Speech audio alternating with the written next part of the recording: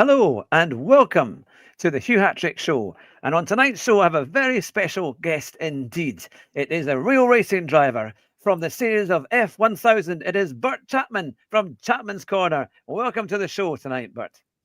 Thank you so much, Hugh. It's an absolute pleasure to be here, speaking with you, meeting you, hearing a bit about your story, and hopefully sharing a little bit about myself and my short time in racing, but exciting one, that's for sure. Absolutely. And to anyone who's not yet heard of Bert, his channel is in the description there. So I'm sure by the end of the show, you'll be hitting that subscribe button to help support what is a fantastic channel and what is a great racing driver, as we are about to see. So I always start, Bert, with this question. How did your kind of passion for motorsport begin? What was it? How did you start? How did it all become? It's a great question, and I love hearing it from others, other drivers, other people that are passionate in motorsport, because everyone's is slightly different. Mine is a little bit different in the sense of I didn't, I wasn't 4, 6, 7, 8 years old with Schumacher on my wall. I didn't quite get the racing. I wasn't in a racing family or anything. So, and I do think that motorsport and racing is quite you're either in it or you're not, a type of sport or industry. But what I did like was cars. So I had all the top trumps. If it wasn't dinosaurs, it was cars. And I had all the top trumps for cars. Could name every single one. I had James Bond's, half of his cars, the XKR, the bad guys from Die Another Day. You had all the models with all the guns that come out of it. And yeah, I used to play with model cars all the time, top trumps. Would love to hear them on the road, and just was obsessed with cars. Really, I went through my whole teenage years wanting nice cars, but never been able to have them. Get to adult life, and you still want to have the nice cars, but you can't have them either. And I guess that's when I started seeing the odd clip about racing and all of that. I did, I think I may have done karting 3 times. I think I did it at a 16th birthday party, which I won. I did it at a 25th birthday party, which I won. And it was one of those where I thought, I quite enjoy this karting thing that I don't get to do, this kind of semi-expensive sport that others seem to do. And I just thought there must be a way into it. And then lo and behold, Drive to Survive happened, right? And whether you have the viewpoint of the DTS fans, it was incredible for the sport. I think for F1, for all motor racing, I think that they shone a spotlight onto such an exciting sport that got more people into it and grew a fan base, right? And I definitely was part of that. In my old age, I think it was 31 at the time. I'm 33 now. Or it might be 30 actually. So when I first watched Drive to Survive, I thought, this is incredible. The sounds, the visuals, the intensity. Drama wasn't really for me. It's more about the racing and the cars and the excitement.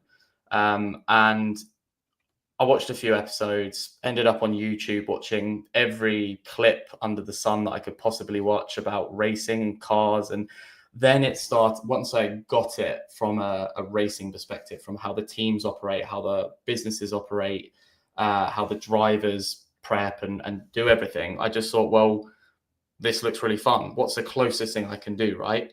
And I live in Surrey, and Daytona Sandown Park is the closest karting track. And I just turned up, didn't know what I was doing, just arrived, obviously paid your bit to get on track. And I skipped the 4 strokes and went straight to the 2 strokes. So you can imagine how that went for your first time. Yeah, I was going to say. A lot of lockups, a lot of spins, a lot of crashes, but I had a blast. I've never felt adrenaline like it. So I basically started going back once a week. Probably wasn't quite that much. It felt like I was back once a week, but it was, every couple of weeks I was there doing a race or a practice. Loved it. Absolutely loved it. Just got the thrill, got the adrenaline, went with friends, and then just saw, okay, did that for about 6 to 9 months. I did that for, and then thought, okay, well, now I want to race cars. Can I go even quicker?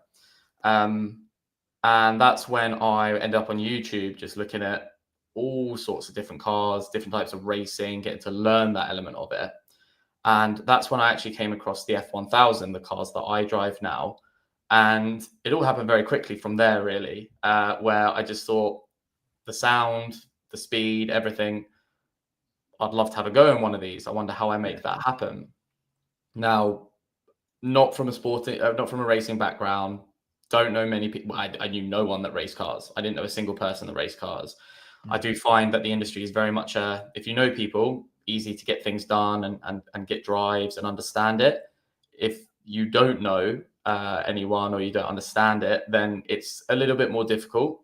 But I just basically went along to a race. I went to Brands Hatch to watch what was 750 Motor Club, which hosts the F1000 guys and a load of other cool categories, and just went and watched, fell in love with it, went and spoke to some teams and team owners in the paddock, which I think is definitely something for a new driver. You got to put yourself out there, have the confidence to go and speak to people, rather than just, they're not going to come to you. You really have to put yourself out there. But took some details, and then found out you need a racing license to race cars. So that was quite funny.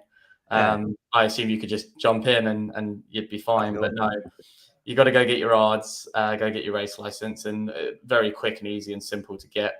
Probably the easiest test I've ever taken, to be honest with you. So got that squared away, I think, back in 2023. And then 1 week later, I was doing a test up at Silverstone.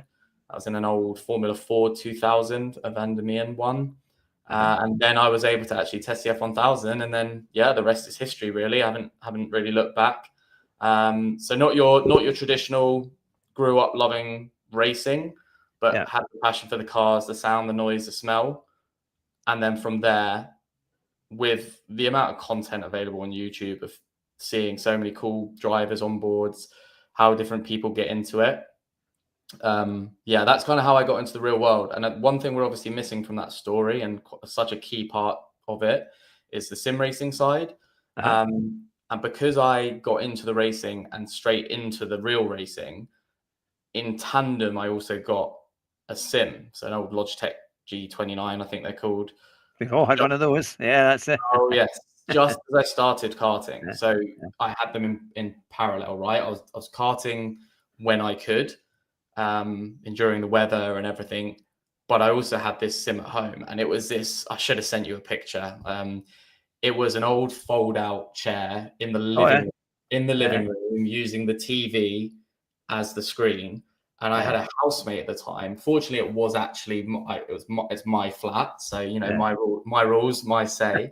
But the poor bloke had to deal with this fold-out chair, which, because of storage in a small apartment, wasn't fold-out. It was a permanent fixture in the middle of the living room, and he had no interest in racing or sim racing, so it was quite entertaining. But he knew I loved it. He knew it was a passion. So the sim racing side of it absolutely was from kind of day one of the karting. I had that as well. So upgraded after about a year to a sort of Fanatec setup. Obviously I've put a lot more miles and hours into the sim racing than I have the real life racing, because that's the naturally how it goes, of course. Yeah. Oh, fantastic. I mean, that's a great story. And it's interesting to see the choices that you made going into Formula 1000. Obviously, you watched a lot of different things on YouTube to try and find cars that were suitable, and then that's what you ended up in. Was there a big difference in cost going for something like Formula 1000 to like the starter series like Formula Ford and its equivalent? It's a really good question, and I think I mean I hadn't done any racing, right? I had no context as to which is more expensive, what's what. I was fortunate enough, I paid for my racing mostly through my day job, and I do have a sponsor. Getting into it a bit later in life, in your early 30s, well, not everyone, but you're at a point where I had some savings and I had money to blow on racing, right? Yeah. So it was a case of, can I afford to do the one I want to do? And I was a big fan. It's funny how it goes, right? Spent my whole life growing up loving closed wheel sports or road cars, right? And then once I got racing, I started falling in love with single seaters. directness of how it all works, and watching the F1. For me, actually, I love them. I do, I quite like some of the modern racing, drivers like Verstappen.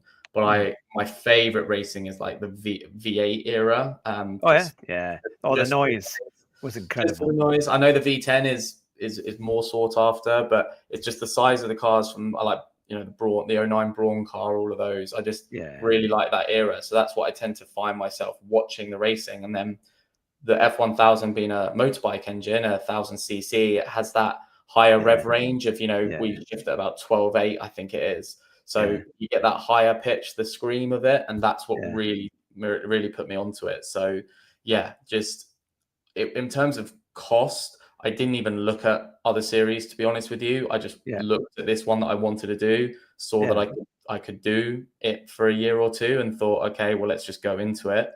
And I mean, we've got plenty of time to chat today, so I'm sure we'll get onto it a bit later. But speaking to other drivers that I've got into the series in the last year, they did a similar thing where they looked at other series, and I think it comes down to a few factors: cost of the car, cost of maintenance and owning it. Can you run it yourself? How much do the engines and rebuilds cost? And you've kind of got to get a spreadsheet or something to compare them, because some Formula Fords, I think their engines are quite expensive. Ours are cheaper, but they blow more often. Can you run it yourself? I've got no mechanical background, so that was never going to happen. I had to run with a team. So there's a lot of factors that come into play. Yeah, I mean, certainly when watching the racing, it's incredibly fast for what looks like quite a small car when you see it on a television. But it's incredibly close. But they seem to be really hitting it around the corners, good on the straights. And is there quite a big difference between you've got, obviously you're in the F1000, and the races that you have, is it all F1000 cars, or are there other categories that mix in with that?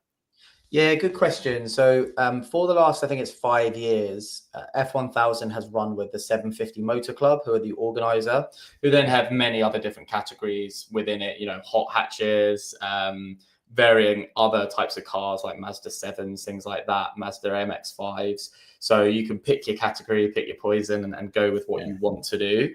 The F1000 is the fastest in that, quite significantly faster. So if I had to break down, I love that question. If I have to break down what makes the F1000 fast and who do we race against, the Jedi F1000, so Jedi the manufacturer, F1000 the category. So Jedi F1000 cars, we run it as a single spec grid, so it's only F1000 against us. There is another organizer called Monoposto, who have been going for a equally, if not longer time. That is a mixed single-seater grid. It can be basically any car, I believe, before 2009. You've got F3 cars, but different categories of F3. And then you've got all the way back to Formula Ford type cars, right? So real historic stuff. So I've raced in a few of those races, mostly because they do the full GP Silverstone circuit rather than we usually do one of the halves. And it's really fascinating because the Jedi F1000 is not a very well-known car at all, I would say. A lot of people didn't even know they existed. That's a lot of the comments I get on my YouTube. And what's really exciting is people don't realize how fast they are and how competitive they are. And there's a few reasons for why they're so fast and competitive.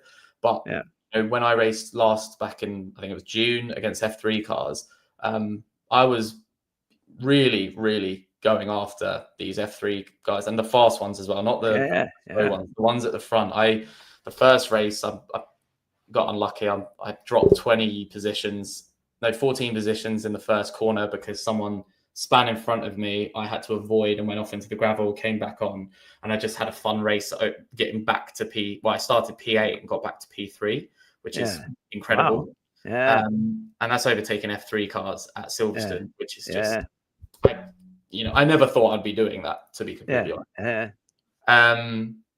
But I think obviously what makes the difference there and what makes the mixed category so interesting is you've got to really understand what the other cars are, what their advantages are versus ours. Now, if I had to compare let's just take an F3A versus an F3B, sorry, a F1000. We do have slicks, we do have wings, but we don't generate loads and loads of downforce. We generate enough to make an impact and to be considered a downforce car, but also it's a very soft setup because tubular. It's not a carbon monocoque chassis like the F3 cars.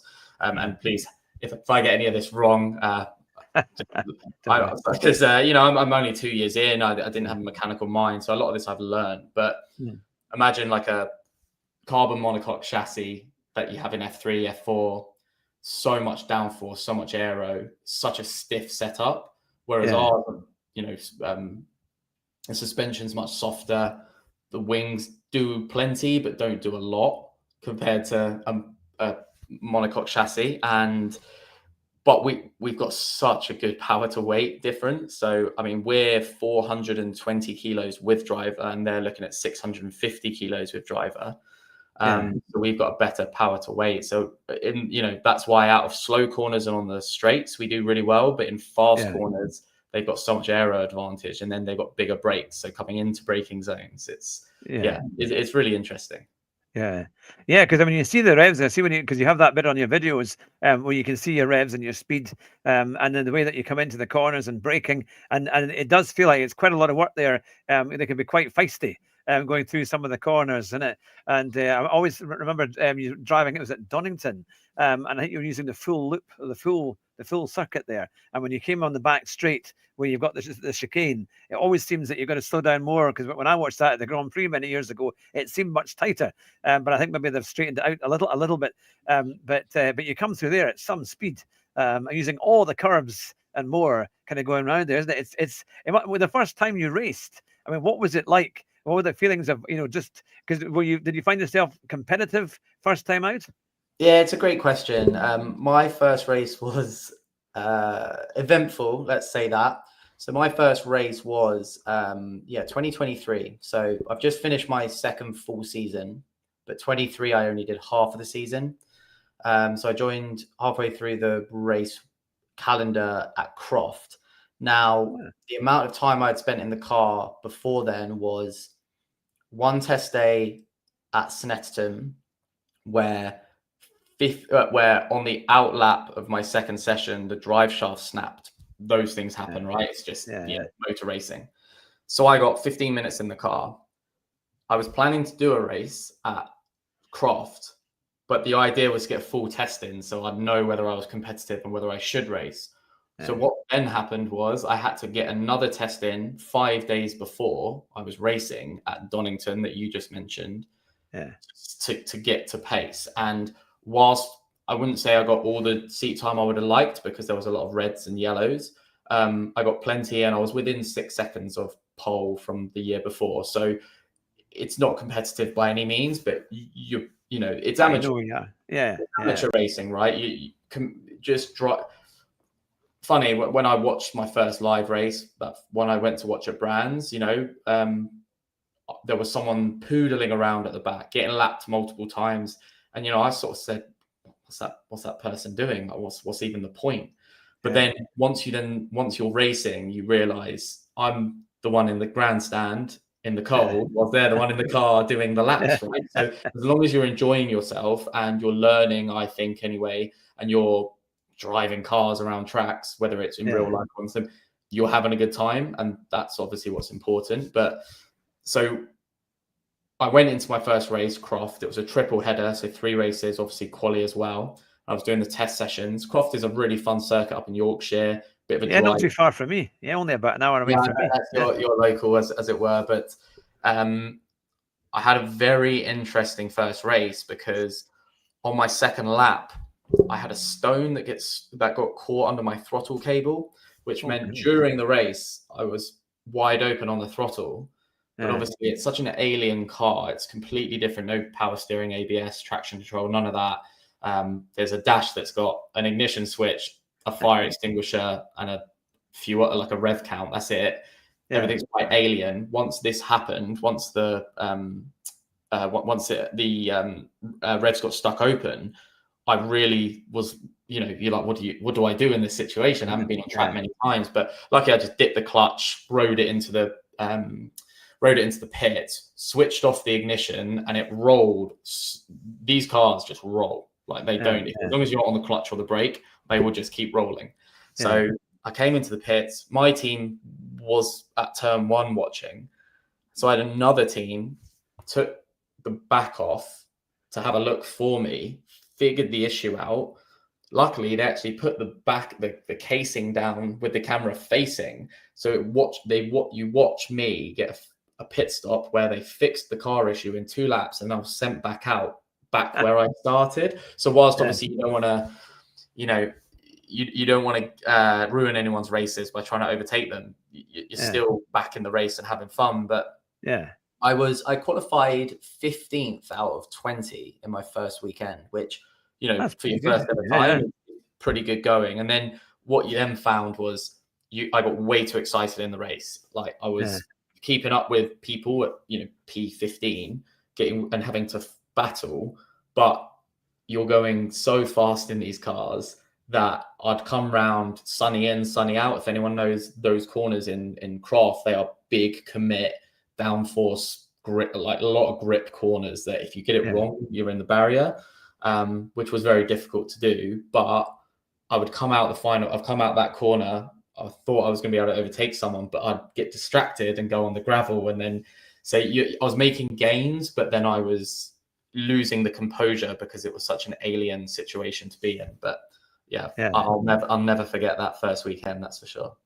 Yeah, it's fantastic. And Croft is a great circuit. I went there for the touring cars a couple of years ago. I'll have to make sure that if you're racing there again next year, that I'll come and visit you when you're racing. It'd be great to see you in person and at a race circuit just like that, because it's fantastic. Now I've also noticed as well that your car it's not a semi-automatic gearbox, is it? It's you've got to actually change gear properly. How does that work? Because for a lot of people, this is going to be completely new. They're used to paddle shift on their sim rig or on their car, and do you have to kind of double the clutch and things, or do you have to kind of blip the throttle as you change down and things to go down the gears, or how does it all work?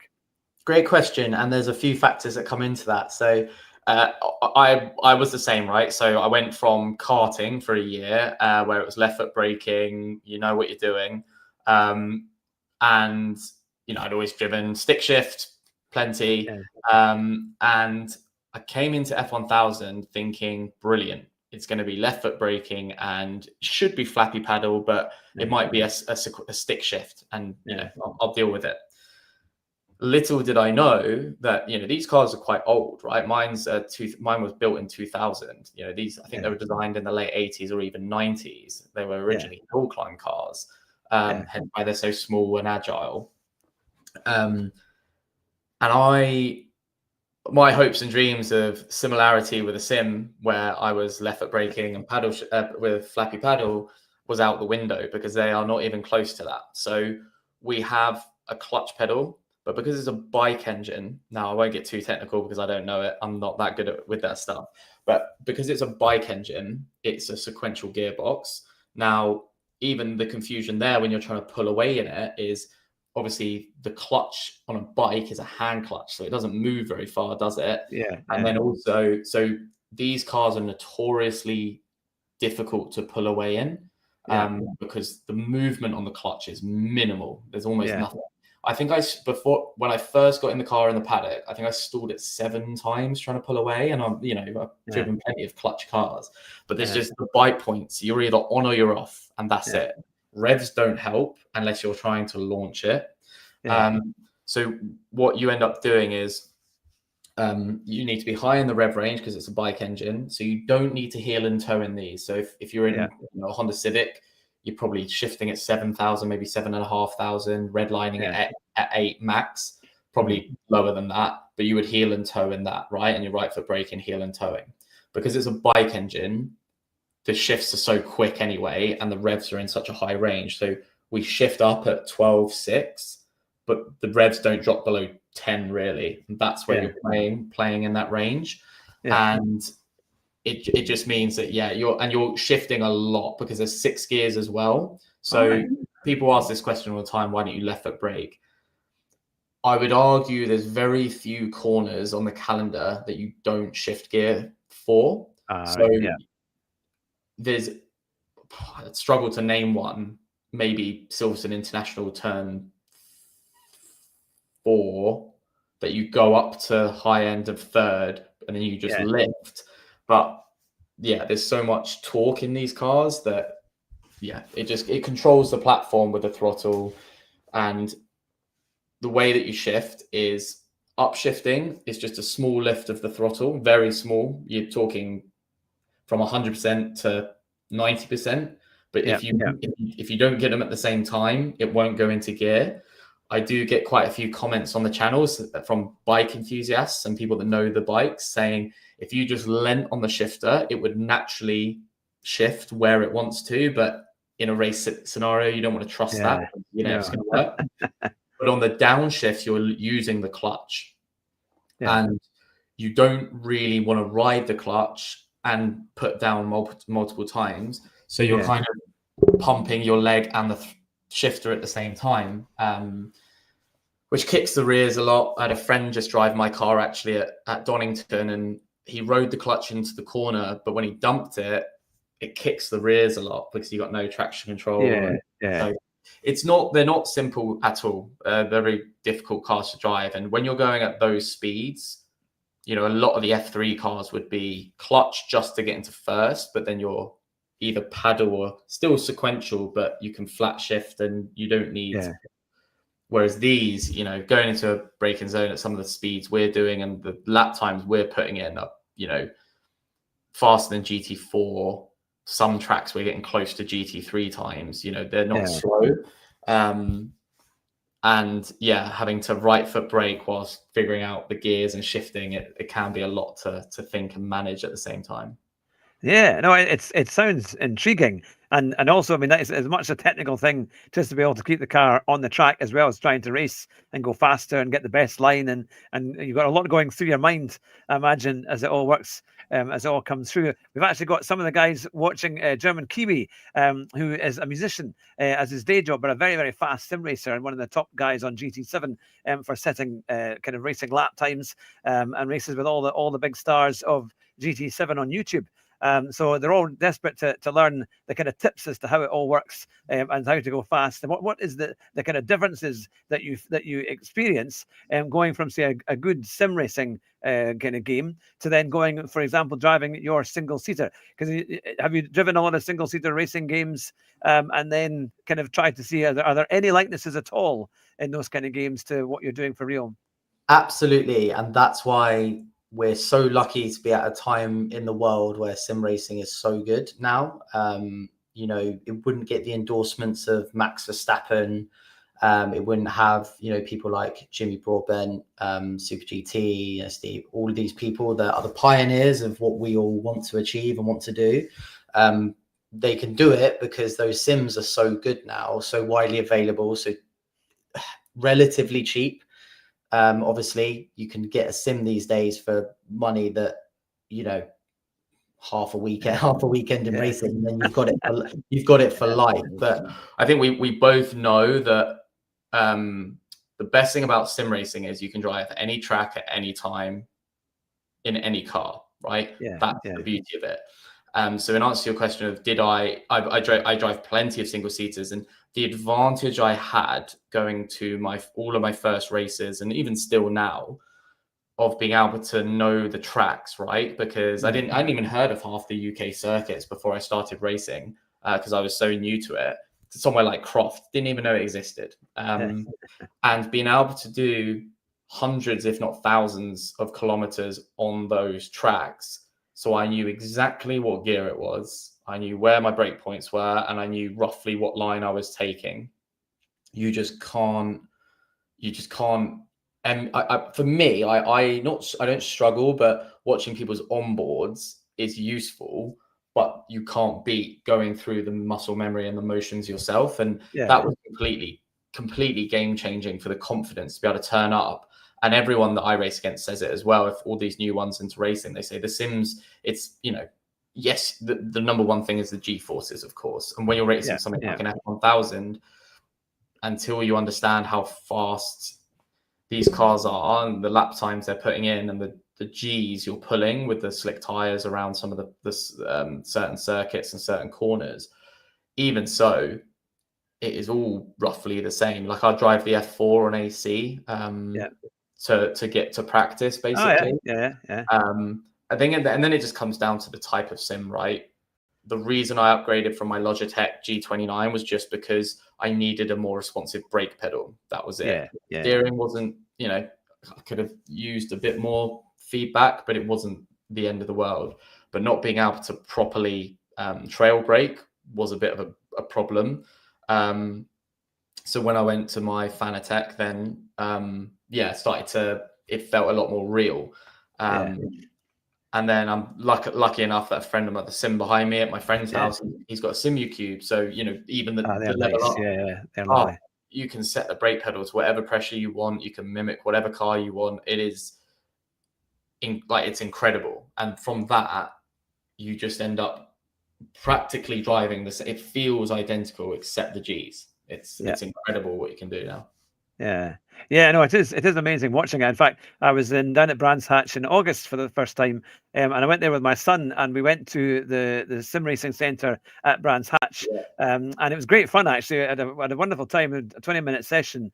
First of all in Group 4 cars, and then also in the F4 cars. And I have to say it was brilliant because it was on iRacing. I think that they used that setup.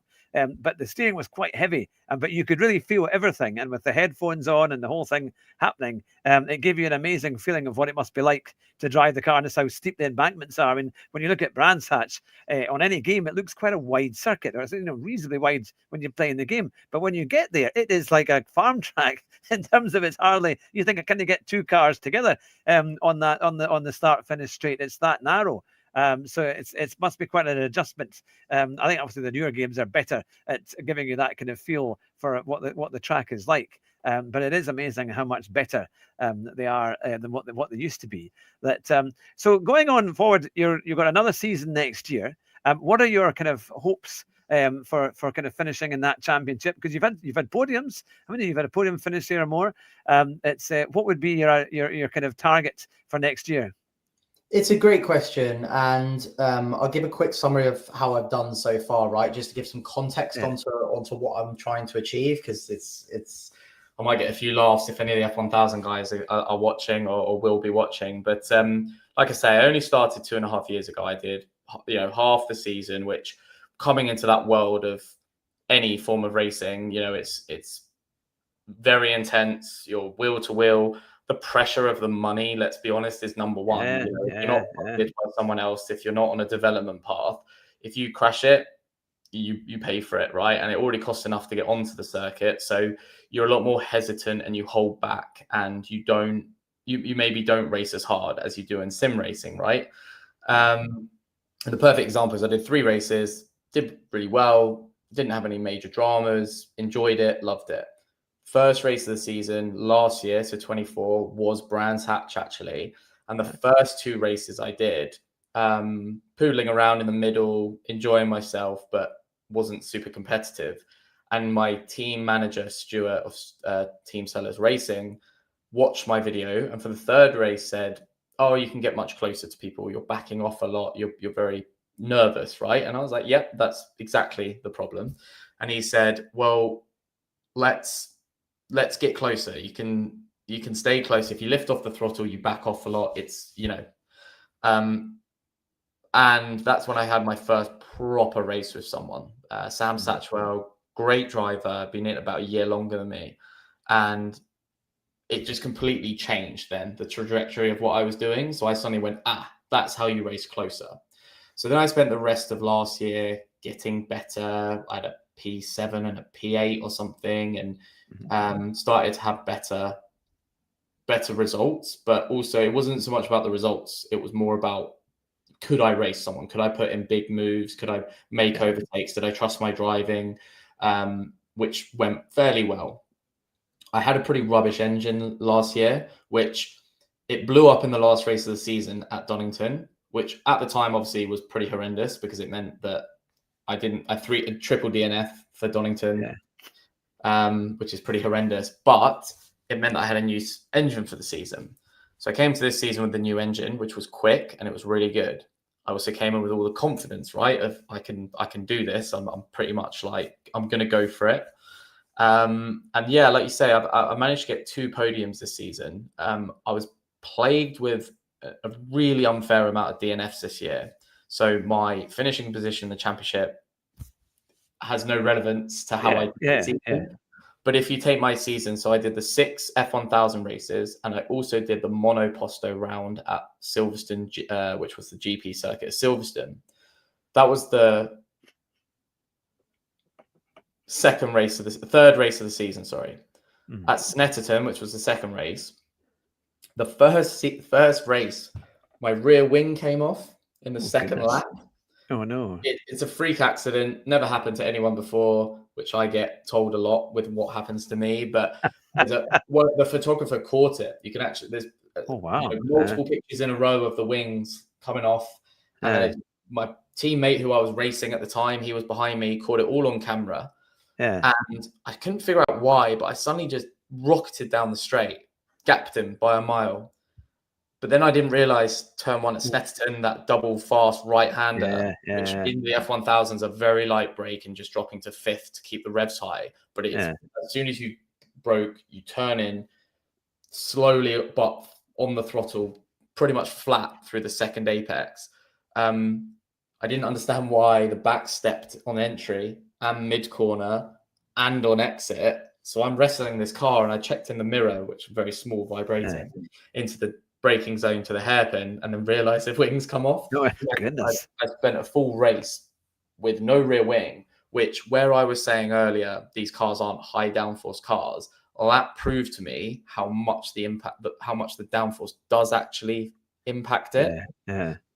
So that was just an example of how like the cars are a handful.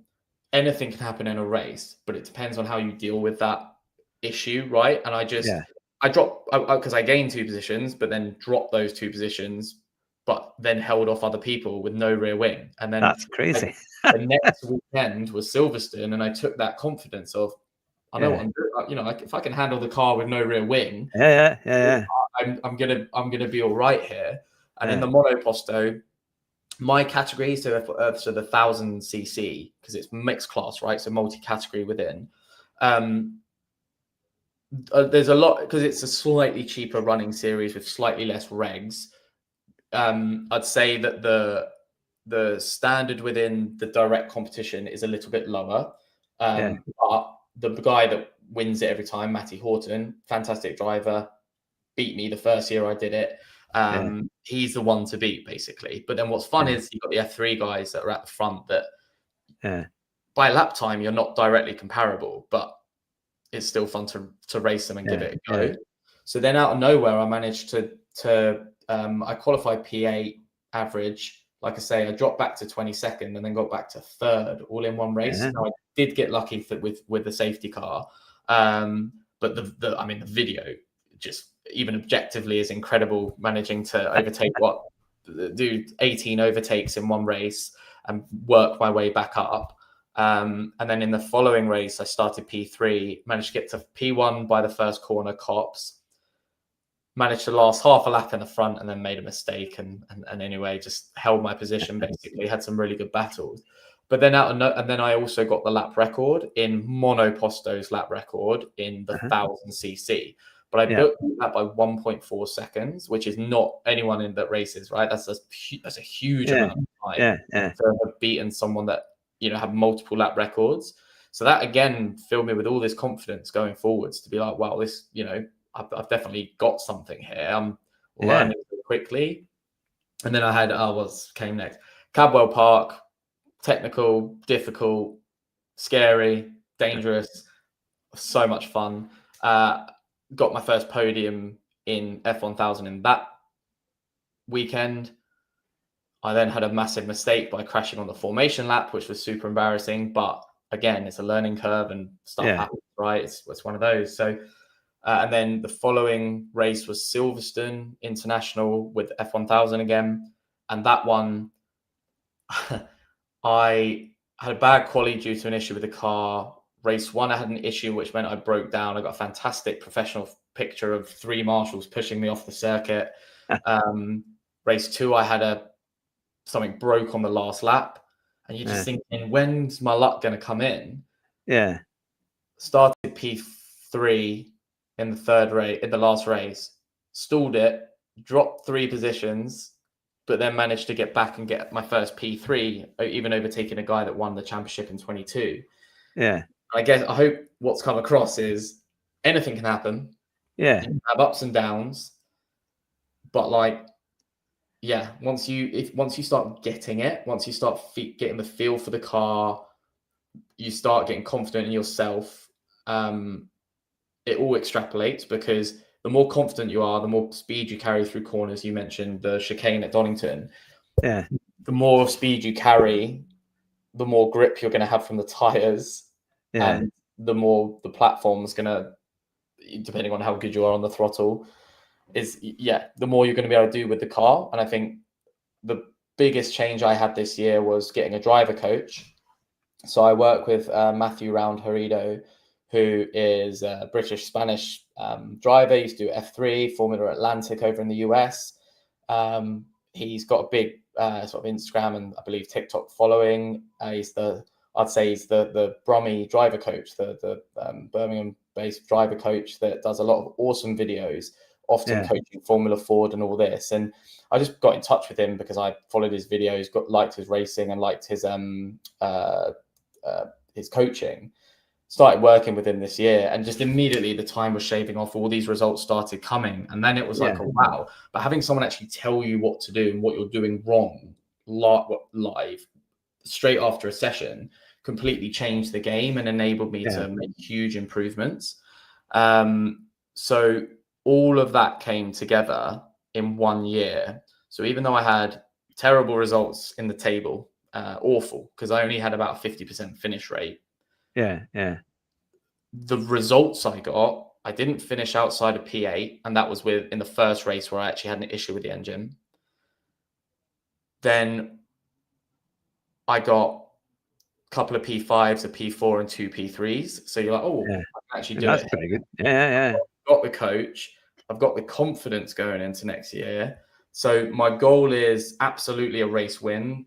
The goal was a race win at Donington, the final race of the season. I unfortunately got 2 DNFs, and I got a DNF, and then the race 2 was cancelled because of fog for everyone. That's right. Yeah, I saw that. Yeah, that's crazy, unprecedented. But that's where I was going to go for a win. Would it have happened? Who knows?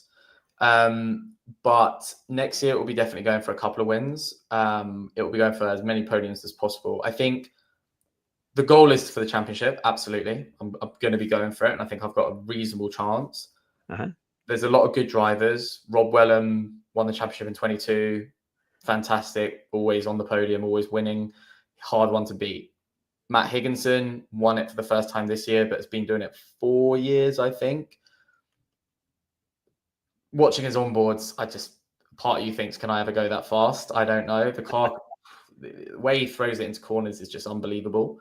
James Clennell started the same time as me. He had a lot, like 10 years racing experience in other single-seaters before, so he had a bit of an advantage there.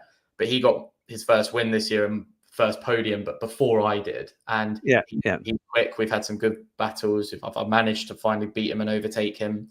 My teammate, Tom Westworth, is quick. So there's a lot of quick drivers. I think part of it comes down to a bit of luck with reliability, and then others just comes down to how you perform on the weekend, really. So going for my multiple wins. I'll be going for the championship, but I would be very happy with a podium in the main championship.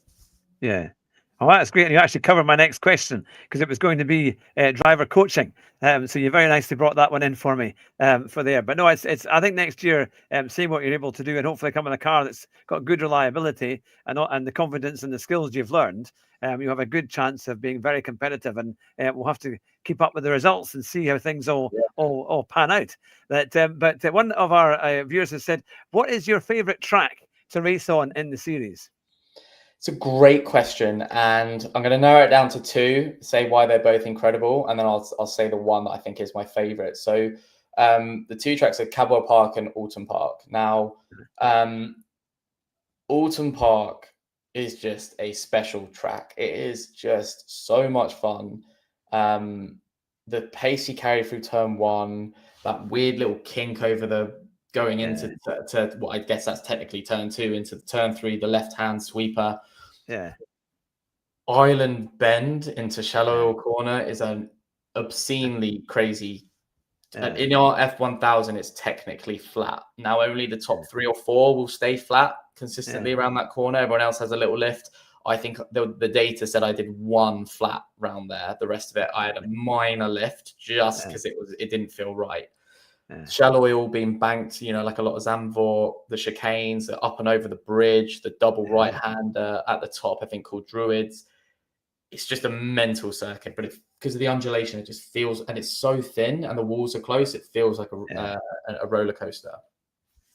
Cadwell Park, pretty similar, right? It's they call it the mini Nürburgring. I've done a few videos. I mean, on my channel, I've got lots of onboards from Cadwell Park. It's an incredible circuit that you're just so close to the grass and you've got nowhere to overtake. You've very little chance to overtake. It's kind of like a Monaco in the sense that, but the sense of accomplishment when you put a lap together at Cadwell that you don't crash into the wall like I have done. I've got 100% crash rate at Cadwell. Both times I've been to Cadwell, I've crashed. But when you go through the hall bends at the end and get into that right-hander at the end, when you get it right, it's another roller coaster. I think the problem is the risk at Cadwell, you are almost certainly hitting the wall if you come off at the speeds we're going.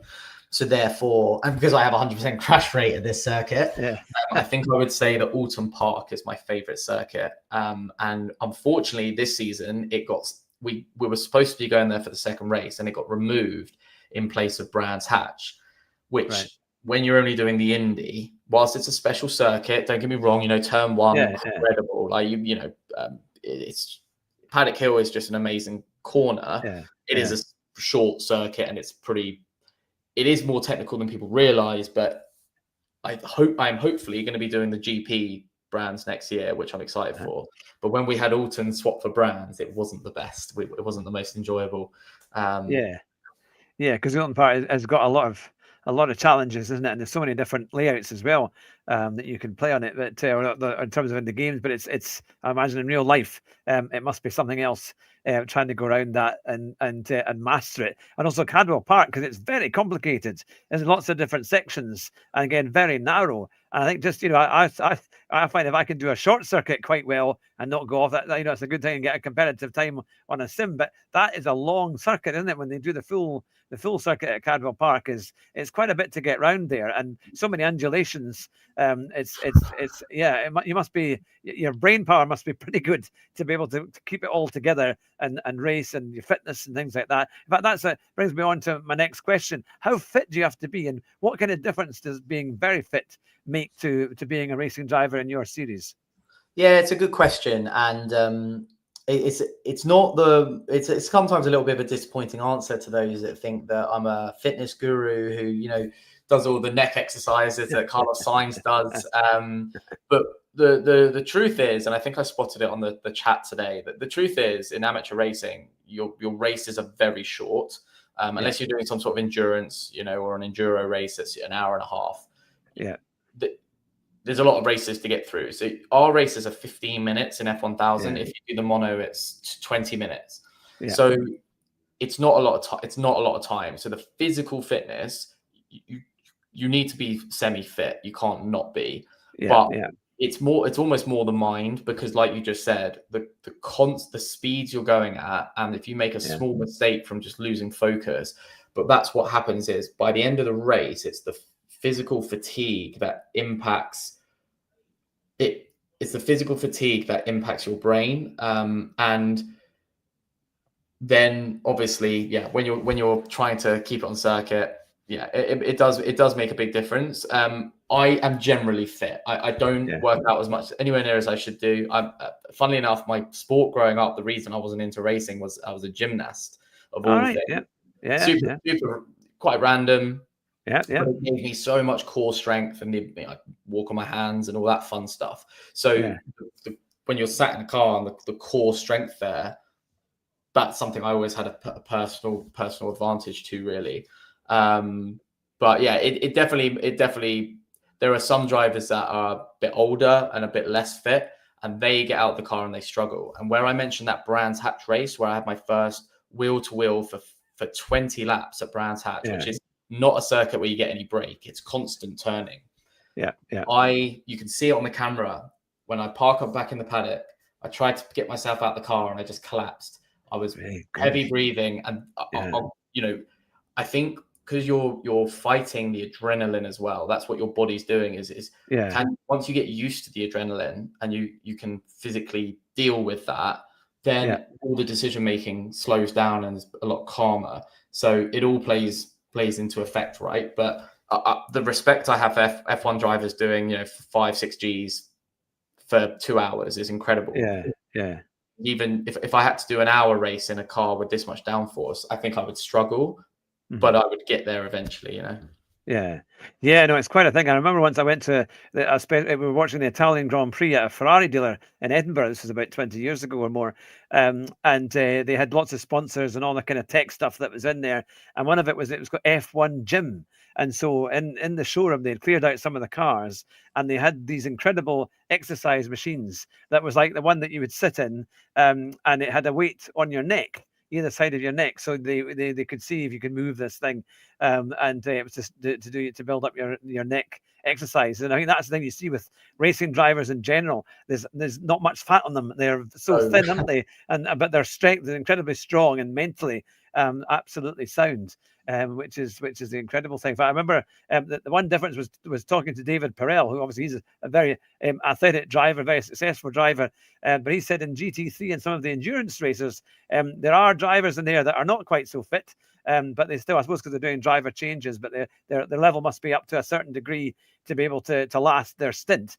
But there's a bit more room for maneuver. But in single seaters, you've got to be so light, isn't it? Because there's not much room in them. So what's it like, in terms of, are you pretty much enclosed in, kind of a bit like Formula One? Is it almost to that kind of level, do you think? Absolutely. But whenever I have friends, family, or whomever, any time, there's amateur racing. If you haven't gone to a live amateur race or just normal racing, the access you get is incredible. You can just turn up at any awning, go speak to any driver or any team and ask to sit in their car. They'll always let you. You can the amount of kids I've made their day because they're looking from afar and say, no, you and your dad come in, sit in the car, rev the engine, all that. They love it.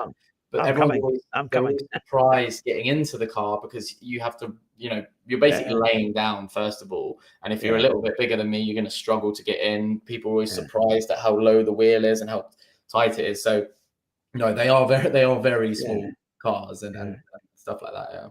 Do you have to take the wheel off in order to get in, or I can just about squeeze in with the wheel on, but it's much easier to get out. Most people wouldn't be able to, but obviously I know what I'm doing there. So no, it's fantastic. When I was 18 and I did it was the Jim Russell School of Racing at Donington Park.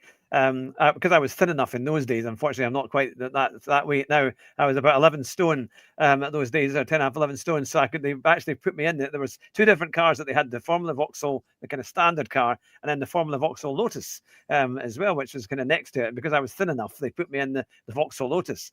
But unfortunately, I was wearing these shoes that were just too long. I mean, my feet are not very big. I've only got size 9.5 feet, but I was wearing shoes that were a bit too long, and so I struggled to get full feel of the pedals. But there it was quite a thing. And I remember just being it's quite almost claustrophobic when you're trying to get into it and you think, can I get out? Or I could get out in those days. I don't know if I'll be able to get out now, but it's certainly, it's quite a thing. And also your field of vision. I mean, when we watch your videos on your channel, you're obviously using a higher camera so you can see above what's going on. What is your field of view actually like when you're actually racing?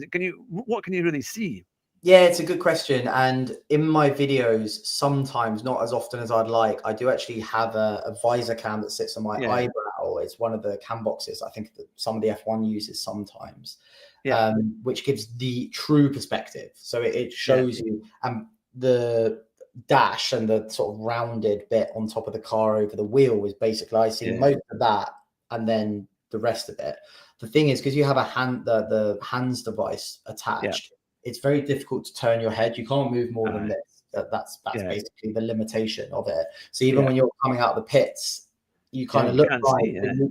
see, That's why they rely on people to tell them to go, right? Obviously, also safety, but and you truly, if you're trying to look, you're like trying to do this and it doesn't work. So, and the field of vision's not bad. It's just if someone's coming up behind you, but then you've got these tiny little mirrors that vibrate and you can't see a lot. So, and then you're open wheel as well. So you've got wheels inside each other. It's quite interesting, but yeah.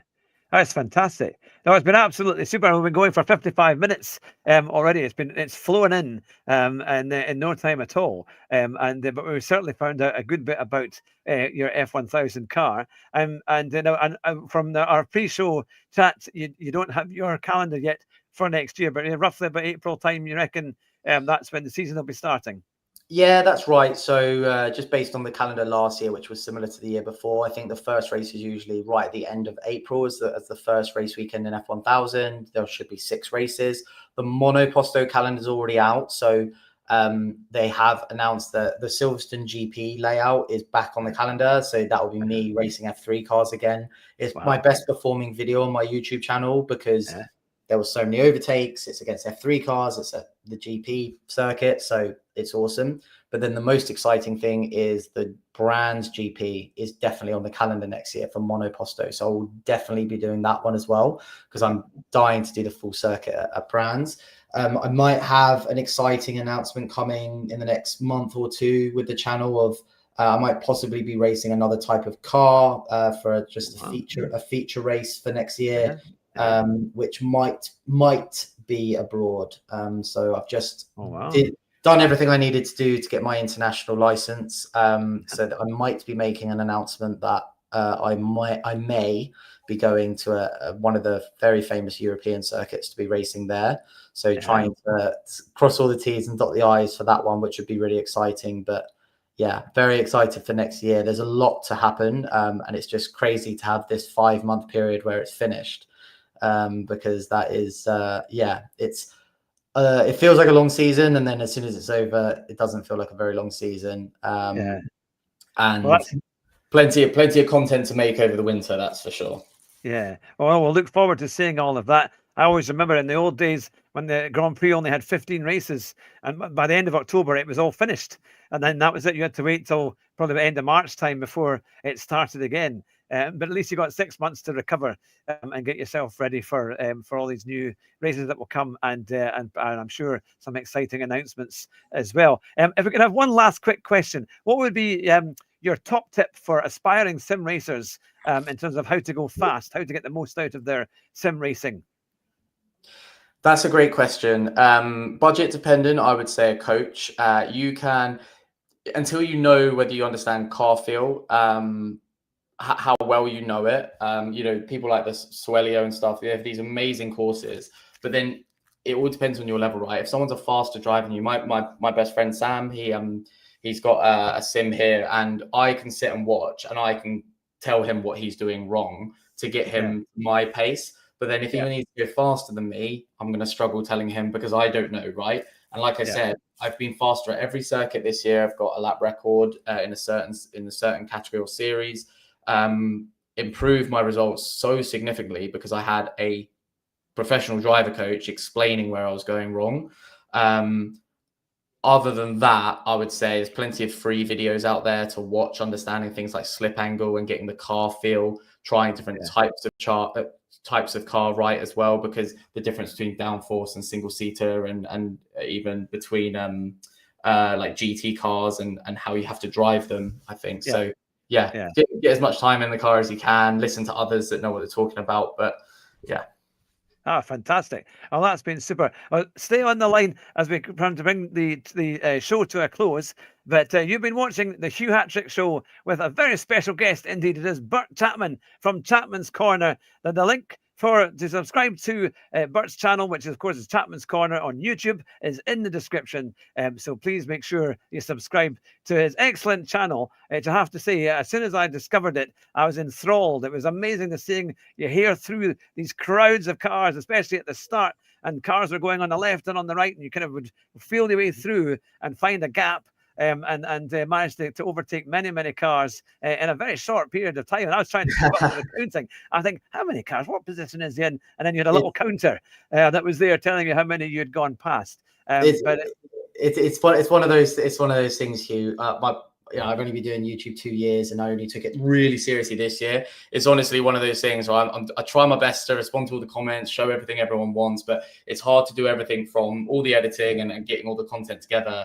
But what my channel tries to do is bring true amateur racing, warts and all. Like, I don't hold back. I'll show you my crashes every time I crash, all the silly mistakes I do, all the mistakes I make, and all the things that like plague you as a driver. I try and show all of that, as well as all these really fun onboards. You know, like you say, there's a lot of overtakes, there's crashes, there's spins, there's lots of cool things. But then also I've been trying to show a bit of the behind the scenes, the mechanics, the issues that go wrong. So just trying to bring the world of amateur racing in all its glory to fans and people that like racing, really. Yeah, well, I'm sure I speak for many who have watched it, many of your subscribers. You do a fantastic job in really entertaining us all and really educating us on how it works to be a racing driver in this modern day and age, with the ups and the downs of your challenges in racing, but also the great results that you've had as well. So I wish you all the best for next year, and you're welcome back on the show at any time. It would be fantastic to have you back and to find out how better you do in the future. And there's my mother. I said, don't phone till after 7:30, but she's phoned already. But I've got the chain on the music. That's why I know she's phoning. But there you go. But thank you very much for joining with us tonight, Bert. It's been an absolute pleasure to have you on the show. And hopefully we'll have you back again very soon with more updates on your championship. Who knows? You could be next year's F1000 champion. And you will see it here first on the Hugh Hatrick Show. But thank you very much, everyone, for watching. This will be on the podcast. And our famous motto is, of course, drive fast, don't crash. We'll see you very soon. Bye just now.